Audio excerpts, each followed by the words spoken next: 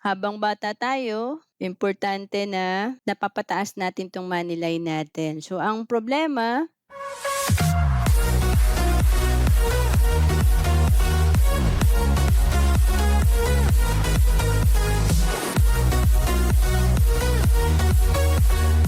first is know where you are now, then know why you are where you are now. Bakit kaya 'no, nabaon sa utang or bakit kaya walang savings? Pangatlo, know what you want, and pang-apat, know if you can get what you want with what you have. Panglima, know how to get what you want. And of course, pang-anim, know what it takes to get what you want. So paki-type nga po diyan, plan, 'no? Importante po mag-start tayo sa planning. So una is siyempre mahirap pumunta sa pupuntahan mo kung hindi mo alam kung nasaan ka, 'di ba? So everytime na magbo-book tayo sa Grab or sa Lalamove, kailangan kasi i-pin natin or i-encode natin kung saan ba tayo ngayon, 'di ba? Para alam ng yung direksyon 'no, papunta kung saan gusto natin. So gano'n din sa financial, ang tanong natin una sa sarili natin, know where you are now. So saan ba ako, 'no? Gano'n din ako dati, dumaan ako sa financial check-up and do'n ko nakita yung mga kulang ko at dapat kong i-improve. So may tinatawag na SALN, your current financial situation, dito natin malalaman 'yan. Yung tinatawag na net worth 'no, lahat tayo kailangan may ganitong, kino-consider kasi hindi lang po 'yan pang-mayaman, hindi lang 'yan pang-senator, 'di ba? So, eto 'no, assets minus liabilities. Kahit hindi ka accountant, maintindihan mo 'to, ito yung net worth mo.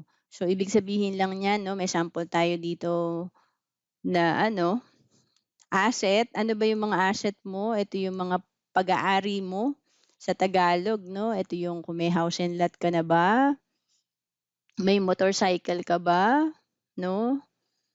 Isipin mo maglilipat ka, ilista mo yung mga meron ka 'no. So, yung phone mo may value 'yan 'no. Ah, kung may mga investment ka ba like mutual funds, yung iba jewelry, alahas, mamahalin na watches 'no, gadget, like ako, binibilang ko rin 'yan 'no, kasi nitong week lang gumawa ako ng, kung magkano yung net worth namin, gumagawa ako ng report namin. So, tinitignan ko yung value nung ano, kung magkano yung value ng laptop namin, kung magkano yung value ng sasakyan, kung magkano yung value ng phone, kung ano 'yan, medyo investment mo sa business, 'di ba? And then, magkano yung cash mo, nilista namin 'yan. Lahat ng bank accounts mo dapat nakalista magkano ang account mo. Kung may cash on hand ka, ito yung hawak mong pera, nasa pitaka mo, 'di ba? So, ang dami 'no? Lahat 'yan ng asset mo. And then, minus liabilities para makuha yung net worth, yung liabilities. Magkano yung mga utang mo? 'No, kung may company loan ka ba, kung do'n sa house and lot mo may housing loan ka pa, so eto 'yan dapat ilagay natin. Hindi pa natin asset lahat yung value ng property. And kung meron kang, bank loan 'no, yung mga nagbi-business or naglo-loan sa bank, credit card balance, baka hindi mo pa bayad 'yan. So, lahat ng utang mo, ilista mo diyan. 'Yun yung tinatawag na net worth 'no, 'pag yung asset minus liabilities equals net worth. Paki-type nga diyan net worth, kailangan alam natin 'to kung gusto nating umasenso or yumaman, 'di ba? Walang yumaman na hindi nagko-compute ng asset and liability 'no. Ang mga mayayaman may sarili pang accountant 'yan, okey? So, ngayong alam na natin yung sample na ano nga ba 'no, kasi malalaman mo diyan baka mas marami kang utang, 'di ba, dun sa SALN or balikan natin 'no. Ayan, so dito malalaman natin kung mas malaki utang mo, negative net worth ka. Kung mas madami kang asset, positive net worth ka. So dito natin mache-check na, naku akala ko ang dami kong property, yung pala puro utang, 'di ba? So, mas mache-check natin yung bulsa natin. Then of course, number 2, know why you are where you are now. So, i-analyze natin bakit nga ba wala tayong naiipon or kung meron man sobrang liit, nakukuha pa or baka baon sa utang, negative. So, i-check natin yung cash flow natin. So, yung cash flow, ito yung kinikita mo minus lahat ng ginagastos mo. Yun yung cash flow mo. Hindi porket malaki income mo, 100,000, 100,000 din ang cash flow mo. Kasi kung 100,000 ang income mo, 100,000 din yung expense mo or gastos, zero cash flow ka. Ibig sabihin walang natitira na pwede mong palaguin or pwede mong i-invest, pwede mong ilagay sa negosyo, no? So dito pa lang malalaman natin, positive ba or negative yung cash flow natin. Kasi kung kulang yung cash flow mo, kaya pala wala kang naiipon or nababaon sa utang kasi mas malaki pa yung gastos kaysa sa kita, kailangan gawan mo ng paraan to. Okay? Paki-type nga uli, cash flow, para naman matandaan natin na napaka-importante ng cash flow. Kami mag-asawa, sobrang focus kami sa business kasi gusto namin okay yung cash flow namin. So 'pag may business ka, 'pag maganda income mo, kahit na medyo lumaki pa yung expense mo 'no, kasi nadadagdagan naman talaga ang expense natin dahil tumataas ang bilihin, wala kang problema sa cash flow basta okay ang income. Ayan, so number 3, know what you want. Find your why 'no. Kaya ako nag-ipon at tinuloy-tuloy ko yung pag-iipon kasi may big why ako 'no, may reason ako bakit ko ginagawa. So dapat may purpose ka kung bakit ka nag-iipon. Like gusto mo ba ng makaipon para sa retirement mo? Like kung OFW ka, ang hirap kung nasa abroad lang 'no. Dapat may exit plan ka. So halimbawa, gusto mo makapag-retire na meron kang 10 million, 'di ba? Healthcare fund, lahat ng senior meron talagang, portion ng pensyon nila na napupunta sa maintenance. So, importante may healthcare fund tayo. Education, kung may mga anak ka pa, siyempre kung bago pa lang nagsisimula ang pamilya, importante merong education fund na bini-build, 'no? Bakit ka ba mag-iipon? Para ba in case na kahit nasa abroad ka or nagtatrabaho yung wife mo or spouse mo, isa sa inyo naka-focus sa mga anak 'no? So retire yung isang, yung partner mo, wife mo man or husband mo. Help support aging parents. So ito rin yung naging reason ko before bakit talagang hindi puwedeng wala akong pera kasi I need to support my aging parents. Pay off housing loan, siyempre gusto natin 'yan na may budget tayo para makabayad sa utang kasi nagko-compound yung interest niyan. Gusto nating maging debt-free, para stress-free. And of course, sino ba naman ang ayaw ng new home, 'di ba? Puwede pa nga farm ang gusto mo, minsan yung gusto mo pa yung, bakasyunan, 'di ba? So, sarap mong mangarap. And, unlimited 'yan, kailangan lang i-check natin kung ano ba talaga goals natin kasi kung wala tayong goal, wala tayong gagawin po, 'no? So, ibig sabihin hindi tayo motivated, hindi tayo excited. 'Pag nahirapan lang tayong konti hindi na tayo mag-iipon, 'no? Or kung kulang kinikita hindi na natin gagawan ng paraan. So, lahat po ng umasenso may big why, may purpose bakit nila ginagawa 'yun. So, ano ba yung goal mo? Short term ba 'yan, medium, long term? So, iba-iba po kasi yung goal. Like kung magpapakasal ka, siyempre, puwedeng 1 year na goal 'yan or 1 to 3 years, short term lang. Kumpara naman sa anak mo na maliit pa, puwedeng long term yung goal mo, pang-college fund niya. Or kung gusto mo naman makaipon kung bago ka pa lang nagtatrabaho or nasa 20s ka pa lang, gusto mong makabili ng magandang bahay, 'di ba, puwedeng medium term, 3 to 7 years from now, 'no. So dito natin malalaman yung, reason natin ba't tayo mag-iipon at dito din malalaman mo ba't priority na dapat everytime na susweldo ka babawas mo yung savings mo agad, 'no? So, hindi ka nate-tempt gumastos, disiplinado ka, kasi dito ka naka-focus sa mga goal mo. Ayan, so may sample tayo 'no, number 4.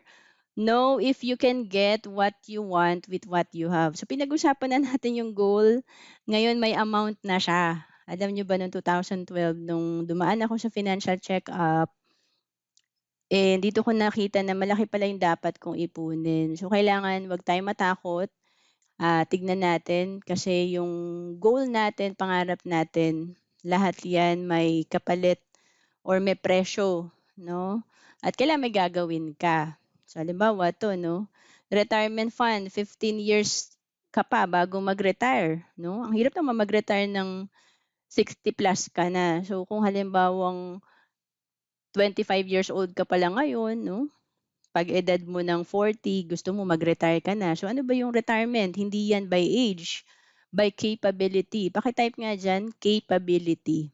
Kasi akala natin nasanay kasi tayo dahil walang retirement planning, lahat na magre-retire kailangan 60, 'di ba? So dahil marami na po tayo na-travel sa iba't ibang bansa, na-realize natin hindi kailangan na hindi mo kakayanin maglakad ng maglakad at hindi mo ma-enjoy yung pagta-travel mo 'pag mahina ka na, 'pag matanda ka na. So, may urgency po yung mga goal natin, yung fund natin. Kailangan ma-build mo yan na mas mabilis para ma-enjoy mo pa talaga yung fund mo, 'no? Makapag-travel ka pa, makasama mo yung aging parents mo, malibre mo pa sila, 'di ba?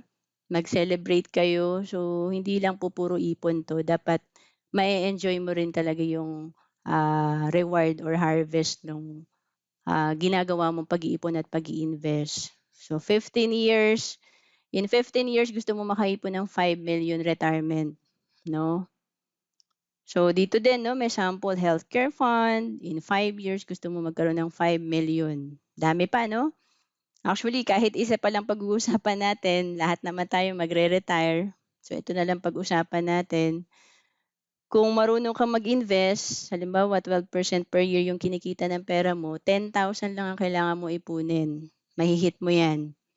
Pero pagka ako dati ganito lang, less than 1% lang kinikita ng pera ko kaya nag-aral ako kung paano mag-invest. Dito 4% 'no, 20,000 ang kailangan mo ipunin kung nasa 4% yung kinikita ng pera mo, 'no?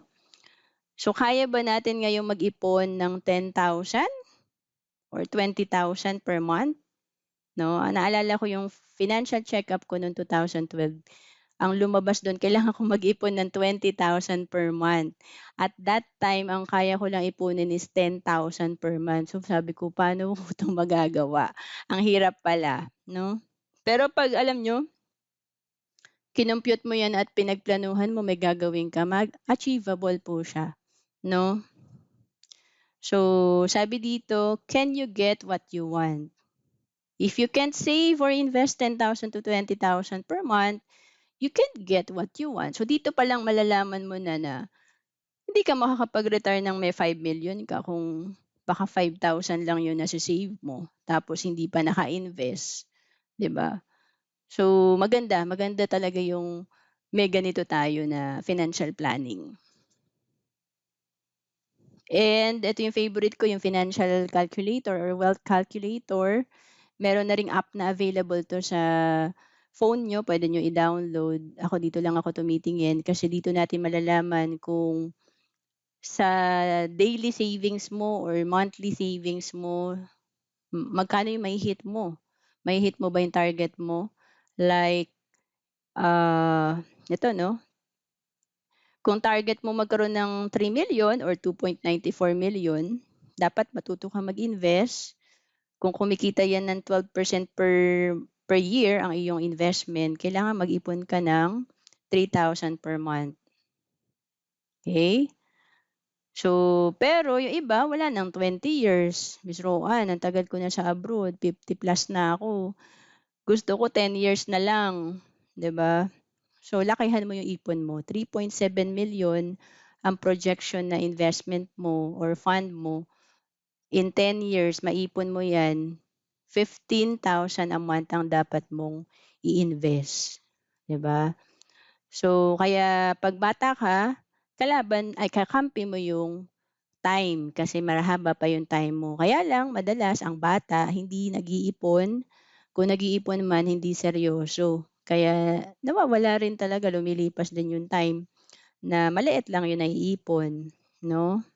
So again, dito sa wealth calculator na table natin malalaman natin na may advantage talaga 'pag nag-i-invest ka kasi kung 4% lang kinikita ng pera mo, eto lang yung pera mong after 10 years 'no, 88,000 compared to 148,000. So paano pa pagka 30 years, 416,000 lang dito, ito 1.95. So triple yung difference tapos, I mean times 4 'no, yung difference.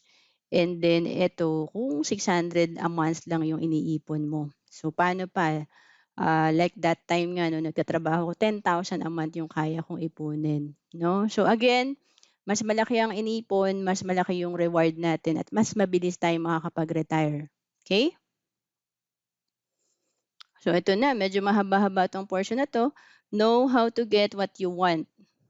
Yun, dito tayo na-stuck 'no. Alam naman nating importante mag-ipon, alam naman natin na importanteng, disiplinahin yung sarili pero medyo dito napupunta 'no, yung sa pag-take ng action. So know how to get what you want and know the right strategy and get it done. So punta tayo sa details. Paano ba natin ma-achieve 'yan? So dun sa financial concept natin, how to plan for a sudden change, ito yung, tinatawag natin na the X-curve concept. Ito yung favorite concept ko noong 2012 noong nag-attend ako ng financial coaching kasi, about planning 'no, sa buhay. So may line na dalawa, responsibility line, dapat napapababa natin 'yan as we grow old and may money line, pataasin natin 'yan para makaipon. Habang bata tayo, importante na napapataas natin 'tong money line natin. So ang problema, bata tayo, wala tayong savings, mataas ang responsibility. Ibig sabihin ang dami mong binabayaran, 'di ba? And pagka tumanda ka actually, dapat 'yan kung nakaipon ka na, bababa na dapat yung responsibility mo. So ano ba yung mga responsibility natin? Ito yung siyempre ang dami nating binabayaran, food, shelter, clothes, education, basic needs natin 'to 'no, health. Siyempre 'pag may utang ka, kailangan mo ring bayaran 'yan. And ang problema, permanent yung ating needs, permanent yung mga gastos pero sinusuportahan 'to ng temporary income. So bakit temporary? Kasi active income 'yan. So you work for money. Ibig sabihin 'pag nawalan ka ng trabaho, tanungin mo lang sarili mo hanggang kailan maka-survive ang family. Or ikaw mismo kung single ka 'di ba, try mong 1 year wala kang trabaho, ano kayang mangyayari 'no? So sapat ba yung naipon natin? So kaya tinawag na active income kasi kung nagre-rely ka sa salary mo or sa income na kailangan active ka para kumita like karenderya, kailangan bukas yung tindahan mo, magluto ka para kumita ka. Pero 'pag sara ang tindahan, zero din yung income. So ang goal natin magkaroon tayo ng passive income which is money working for you. Ito yung, 'pag may malaki na tayong savings, meron niyang interes, kumikita na ng interes, so ito na yung kahit di ka magtrabaho may kinikita ka, passive income. Kasi pagtanda mo, nandun pa rin yung mga needs, nandun pa rin, nakakain ka pa rin, lalo na puwede kang magkasakit na by that time kasi nasa retirement age ka na. So, importante may magsu-support sa mga needs mo. So, ito yung tinatawag na continuing income. Paki-type nga passive. Passive income is permanent income kasi continuous lang yung income, 'no? Kahit natutulog ka, kahit na hindi ka na tinanggal ka na sa trabaho, nag-retire ka na, may income ka pa rin. Gusto ba natin ng gano'n? Kasi 'yan po yung money working for you. Hindi po napapagod ang perang magtrabaho. Yung investment mo, 'yan ang papalit by the time na tapos ka na magtrabaho, wala ka ng trabaho, magre-retire ka na, magpapahinga ka na. So yung pera mo naman na magtatrabaho para sa'yo. Sarap ng gano'n 'no? Ayan. So sa life natin may if sa gitna, dalawa 'yan. First is what if I die too soon. Paano 'yan 'no, dito sa stage na 'to hindi ka pa secure kasi wala ka pang savings, mataas responsibility mo, nagsisimula ka pa lang ng pamilya, kinder pa lang yung anak mo or tatlong anak mo nag-aaral pa. What if may mangyari sa'yo, 'di ba? And pangalawa naman, what if you live too long? Humaba naman buhay mo, 'di ba? So, eto problema 'yan 'pag hindi mo napaghandaan, wala kang big savings. Kanino ka ano 'no, aasa pagtanda mo 'no? So, sigurado ka ba na yung limang anak mo susuportahan ka 'no? Kami kasi 5 kami magkakapatid 'no, hindi naman lahat nagsu-support sa parents 'no. Dalawa lang kami nagbibigay ng kuya ko. And ang ano natin dito, ang solusyon natin dito of course 'pag we die too soon, yung pagkakaroon natin ng protection 'no, protect your family, ibig sabihin dito sa stage na 'to kailangan meron kang protection or life insurance. Para something happens to you as a breadwinner, merong mare-receive ang family na instant money. So paki-type nga instant, 'di ba? Kasi wala ka pang savings, so magkakaroon ng instant savings yung pamilya na su-support dun sa mga needs na naiwan mo, yung responsibility na naiwan mo. So again, income replacement ang tawag sa insurance kasi yung income na nawala sa pamilya, kung yung instant money na na-receive ng family ay matuto silang i-invest ito, so yun na yung papalit sa income na nawala sa pamilya, yung kinikita na investment. And ayan 'no, so 'pag ikaw naman ay tumanda, yung what if you live too long, so you have to protect yourself, kailangan meron kang investment. So again, masarap isipin na you're living on interest na lang. So ano pa yung mga iba't ibang klase ng investment? Real estate, may paupahan ka, 'di ba? So puwedeng kumokolekta ka ng mga rental income mo. And then, ano pa, sa business may royalty income and, sa mga investment mo naman sa mutual funds, sa stocks, so may mga ano 'yan, interest 'no, ayan. So second concept is, pag-usapan naman natin yung financial foundation. Yung financial foundation, ah, usually 'no, eto tayo 'no, ako eto yung sitwasyon ko nung 2012, sobrang weak 'no, mahina, hindi matibay yung aking financial foundation. So, usually meron tayong malaking utang. 'No? Ang matibay pala na financial foundation, ito yung tinatawag ko na alkansya. Matibay ang iyong alkansya kung meron ka nitong, mga nasa financial foundation natin. So ito bini-build siya mula foundation hanggang pataas, hanggang bubong. So isa-isahin natin 'yan and, we can help you build the right financial foundation if you have the will. We will show you the way. So 'pag sinabing financial foundation, ang pundasyon nito parang sa building, para maging matibay siya pansinin niyo ang tagal gawin ng pundasyon, masyadong malalim 'yan para matibay yung pagkakatayo ng building. So ang pinaka dapat nating unahin yung cash flow natin. So ibig sabihin lang niyan, kung kulang ang kinikita natin, magkaroon tayo ng extra income.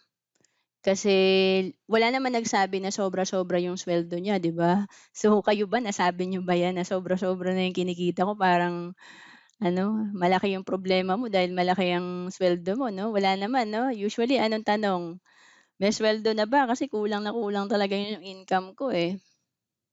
So, magkaroon tayo ng extra income, magkaroon tayo ng multiple sources of income, and pangalawang option to increase our cash flow is to discipline ourself. Reduce your expenses, 'no? Bawasan mo yung gastos mo kasi baka mamaya meron ka diyang mga ginagastos na ₱10 'pag kinompyut mo, eh, 2,000 pala per month, 'no, ang matitipid mo rin. Pangalawa is you have to protect your health and wealth. So, dito ko lang nalaman sa IMG na may short-term healthcare and may long-term healthcare kasi usually 'pag empleyado tayo may short-term healthcare tayo. ito yung binibigay na benepisyo sa atin sa company. Pero sabi ko, first time ko 'to, long-term healthcare. So, importante pala na pagka tumanda na tayo may healthcare pa rin tayo. So, yun yung sinasagot ng long-term healthcare, 'yan 'no. So, third is protection or insurance. So, ang tanong kanina napag-usapan natin, what if we die too soon? Who will take care of our children and people we love? So again, we are protecting our family from financial loss. Kung love natin sila, meron tayong insurance. So ako may peace of mind ako kasi kami mag-asawa, may pareho kaming life insurance. And yung anak namin, grade 2 pa lang. So, syempre, hindi niya pa kaya magtrabaho. So, something happens to us, may marireceive na instant money yung aking anak, no? Bukod sa savings namin. And pang-apat, pay off debt, eliminate the termite, 'no? So, sa financial house natin or financial foundation, ito yung panira, 'di ba? So, ito yung nakaka-stress sa'tin 'no, yung utang. Lalo na kung bad debt 'yan 'no or, yung credit card na utang mo, 'yan yung sobrang laki ng nagko-compound na interest. So, again, pupunta naman tayo sa basic, disiplina. Paki-type nga disiplina, kasi importante talagang dinidisiplina natin yung sarili natin para hindi lumaki ng lumaki 'tong utang natin. 'Yan. So, emergency fund, pang-5 'no. Ito yung protect investment against put and take, also avoid debt. So 'pag may emergency fund ka, maiiwasan mo magkaroon ng utang. Kasi like ako 'no, naka-encounter kami ng emergency nung na-dengue yung anak ko. Tapos walang available na room kundi yung pinakamahal na room. So kung wala akong emergency fund, iisipin ko ba kung saan ako uutang. So dadagdag pa yun sa akin sa stress. Pero dahil may emergency fund kami, mabilis lang mag-decide, sige admit na po kasi may dengue siya, 'di ba? So puwedeng maging komplikado kung hindi agad magamot, 'di ba, or ma-check. And last is yung investment. Reach your financial goals. Knowing how to save is not enough. Totoo naman, 'di ba? Hindi sapat na nag-iipon ka lang. So we need to know how to grow that saving. So paano ba natin mapapalago ang ating pera? Through investment sa mutual funds, stocks, sa mga real estate, sa negosyo, no?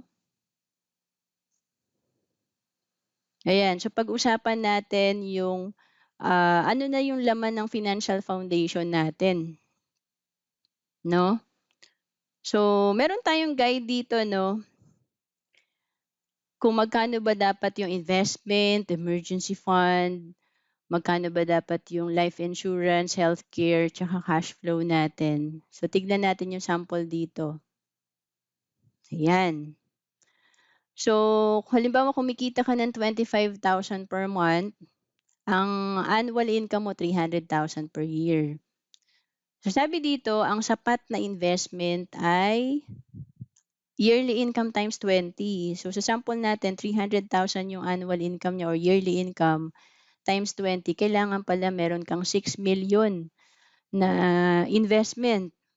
And then emergency fund, yearly income times 0.5. So, ito nga yung 6 months ng kinikita mo. So, halimbawa 300,000, 6 months nito kalahati 0.5, 150,000.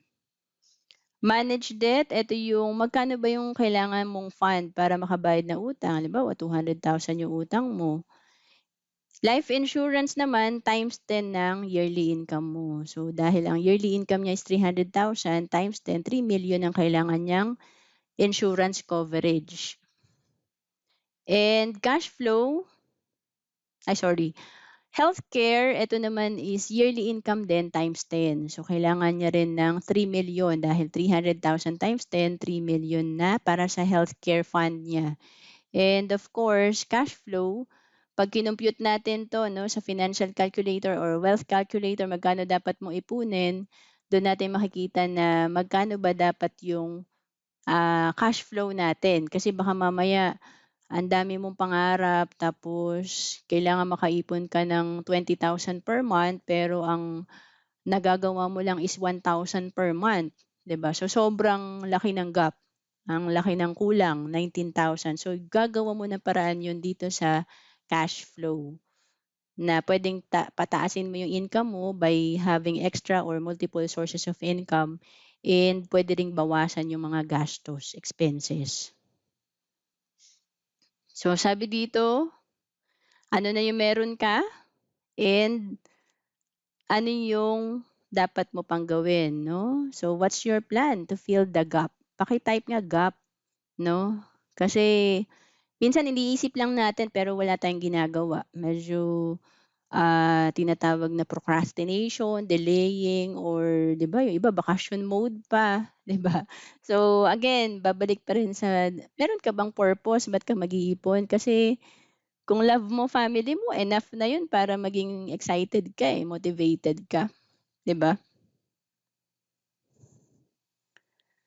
So, pagdating sa investment, marami tayong options. Puwedeng sa bank, sa bonds, pero ito siyempre guaranteed 'yan, 'di nagne-negative pero wala masyadong growth.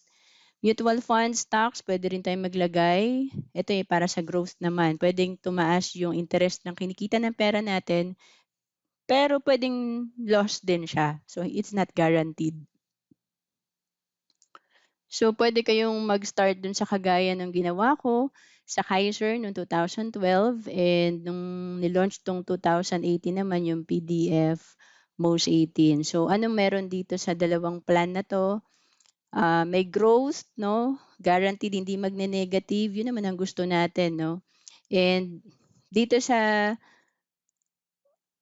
parehong 'to may protection din or life insurance, ang difference lang may healthcare sa Kaiser, itong Most 18 walang healthcare. So ito is two in one healthcare I mean eto two in one, may investment, may life insurance. Dito three in one, may investment, life insurance plus healthcare. So 'pag sinabing complete financial plan, tatlo naman yung kailangan natin sa financial or three major financial needs. Kailangan natin ng healthcare kasi paano 'pag nagkasakit ka. So, paano kung ikaw din inaasahan 'no, like ako yung breadwinner ng pamilya. So, paano 'pag ikaw pa yung nagkasakit? Siyempre 'pag may sakit tayo at lalo na kung umaasa ka sa active income, puwedeng mawalan ka na rin ng income during sa magastos na nga magkasakit, wala ka pang income. So, what if our family cannot take care of us? So, importante may healthcare tayo kasi ang healthcare, diyan yung makaka-discount tayo sa mga bills natin sa ospital. Life insurance, of course, paano kung may mangyari sa'yo?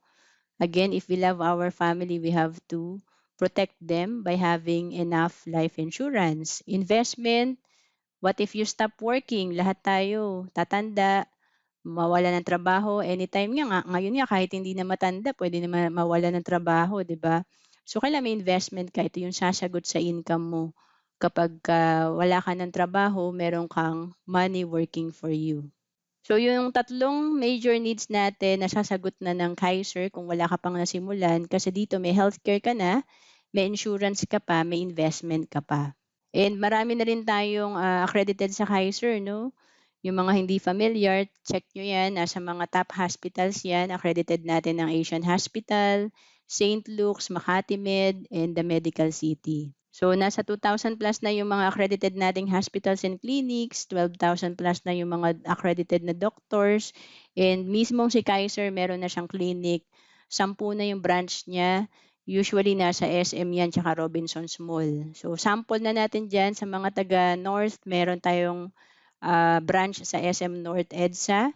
Dito naman sa South meron namang, SM Santa Rosa. So, sample lang po 'yun pero 10 lahat 'yan. Meron din tayo sa Cebu. So, number 6, know what it takes to get what you want. Naku, ano pa bang gagawin ko, Miss Roanne? Ang dami palang computation 'no? So, punuin lang natin yung alkansya natin. Una, pinag-usapan natin yung financial foundation. Dito sa financial foundation, ano ba yung kailangan nating i-build na fund? And then, punuin lang natin yung alkansya natin unti-unti. Kasi ako naman, no, hindi ko naman na-build ng mabilis itong aking financial foundation ng just 6 months or 1 year.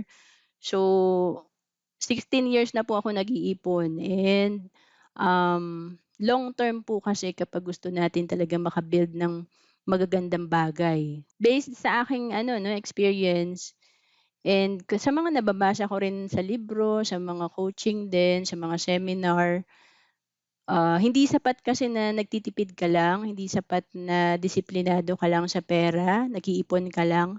Importante talaga meron kang other source of income kung empleyado ka ngayon 'no. So dati talaga, ginagawa kong part-time 'tong IMG, business bilang financial educator. So manager ako sa umaga after 5 PM, pangalawang career ko ito, backup career.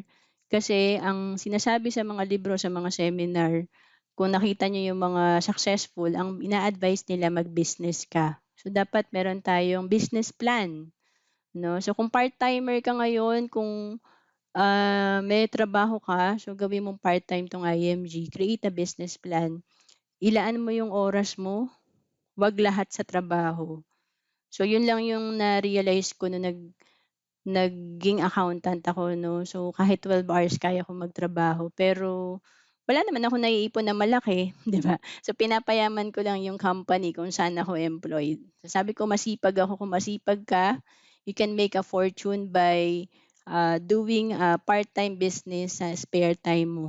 So ginawa ko yung 5 PM to 11 PM, yan yung dinedicate ko sa part-time business ko sa IMG, and 'yan 'no, ialat natin kasi kung sobrang sipag natin sa employment, hindi naman tumataas ang ating income at wala tayong naiipon, 'di ba? So, why waste your time? Kasi ang mga anak mo hindi naman 'yan mapipigilan sa paglaki, 'no? Baka OFW ka, tumatanda na yung mga anak mo, hindi mo pa rin kasama, 'di ba, or lumalaki na sila, o kaya naman yung parents mo, meron nga akong classmate namatay na yung tatay niya, hindi niya pa napuntahan, eh, 'no, OFW pa rin siya. So, tignan natin kung ano yung puwede natin magawa ngayon kasi pinakamaganda yung cash flow. 'Pag na-solve mo yung cash flow mo, 'pag na-solve mo yung income mo, mabilis na lang makapag-ipon. Eto 'no, date of birth 'no, tapos now halimbawa 35 years old ka na, so dito naubos yung oras natin sa education, sa experience, shape you to what you will become. So, okey lang 'yan. Ako, hindi rin naman ako nag-business agad, hindi rin ako nakaipon ng malaki agad kasi wala din naman akong mentor. Yung parents ko pareho din namang hindi financially educated, parehong hindi din nakatapos ng pag-aaral, hindi professional. So, dito 'no, sa working years natin, ito yung saving period 'no. So, eto yung kailangan nakaka-build tayo 'no, unti-unti no'n na pinag-usapan natin na financial foundation. Yung ma-build natin yung emergency fund natin, makabayad ng utang, magkaroon ng mga investment 'no, magkaroon ng business 'no, para 'pag nag-retire tayo, eh, meron tayong long-term healthcare, meron tayong multiple passive income, may business tayo. Matibay yung ating alkansya, 'di ba? So, dalawa lang 'yan, either may peace of mind ka, financial peace of mind, or eto, kawawa tayo. So, 'pag wala tayong gagawin, wala rin tayong mabi-build na fund, healthcare, wala tayong pera. Ang hirap pong humingi sa mga anak, sa totoo lang, dahil 'yan po yung nakita ko sa parents ko. Hirap po sila talagang humingi ng diretso, pati din sa mga tita, tito ko. So, no savings, no passive income, dependent on others. Ang hirap nun 'no? Matanda ka na, magtatrabaho ka pa or magiging dependent ka sa iba, okay? So, unfortunately, most people decide to work 100% to achieve their retirement goals when it's too late, o 'di ba? So, 'wag na nating antayin maging too late pa 'yan or kulang ka na sa time. So, plan for what is difficult while it is easy. Give your 100% while you have time and energy. So kaya po nag-business ako kahit mahirap nung 2012 na, kasi bilang manager mahirap din po trabaho ko 'no, halos wala akong break. So, kumbaga inisip ko lang may energy pa ako, eh, may time pa ako. So, nag-start ako ng business age 28 na ako, eh. Kung puwede nga ng 21, 'di ba? Yung iba nga estudyante pa lang may business na, kasi may mentor din sila, 'no? So kung tayo walang mentor, okey lang, hanap lang tayo ng solusyon. So itong IMG may solusyon na tayo. So again, a journey of 1,000 miles begins with a single step. So walang mangyayari kung wala tayong gagawing kahit simple, action 'no, simple step. Kasi lahat naman ng magandang bagay hindi naman 'yan, big time agad. So like 1,000,000 to build 1,000,000 kailangan may piso, 'di ba? So take action now, the best plan cannot be translated into result without action. Join the IMG community of investors and entrepreneurs. To know more about savings and investment, message mo lang ako sa FB, Roan Celis Capistrano.